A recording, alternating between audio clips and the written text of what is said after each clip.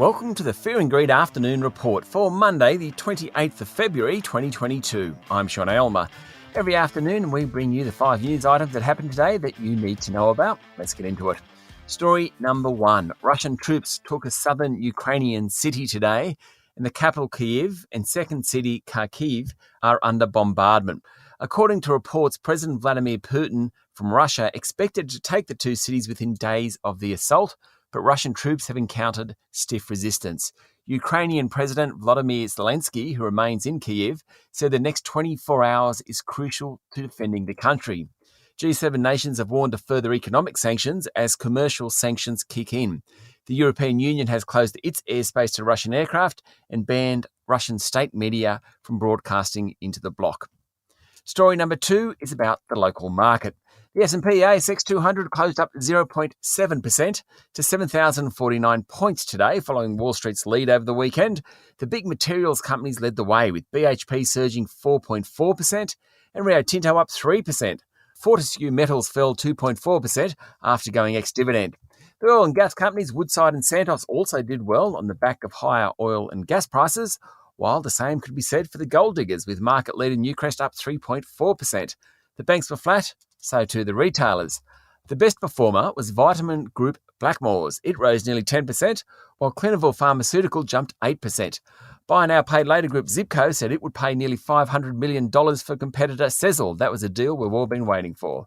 On the other side of the ledger, Life 360's dreadful run continued and its share price dropped 9% today, while Tyro Payments, which is pretty much in the same camp in terms of dreadful share price performance, fell 5.5%.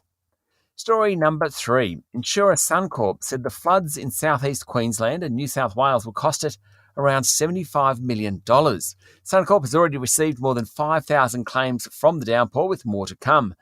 The insurer said it had comprehensive reinsurance policies in place. That means the insurer is literally insuring itself to limit the amount of payouts it has to make. Of the total claims, 70% are from Queensland and 30% from New South Wales. The focus of the flood crisis is now Lismore in New South Wales northeast, where scores of people had to be rescued from rising floodwaters.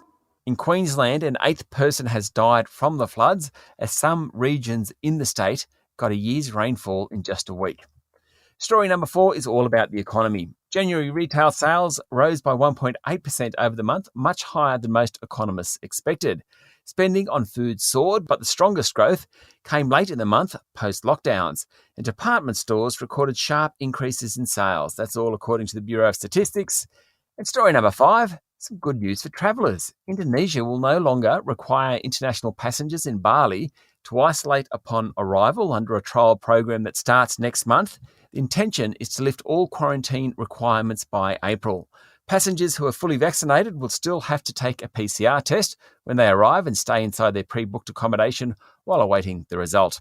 That's it for the afternoon report for Monday, the 28th of February 2022.